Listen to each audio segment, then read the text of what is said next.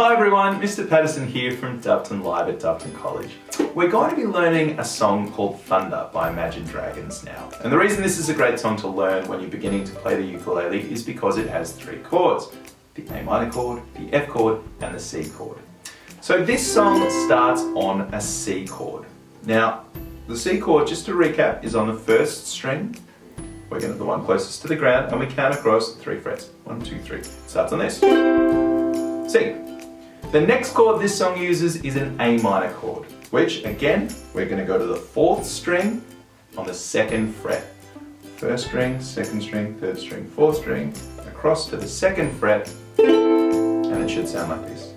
And finally, an F chord, which is great, because we already done half the work with the A minor chord. With your pointer finger, we're going to go down to the 2nd string on the 1st fret, keeping our finger here on the A minor chord, which is the 4th string on the 2nd fret, playing our chord, and that's what it should sound like. So to recap, the 3 chords in this song are the C chord, the A minor chord, and we add our pointer finger to make the F chord. Thanks very much. We'll move on to the song now. Have a great day.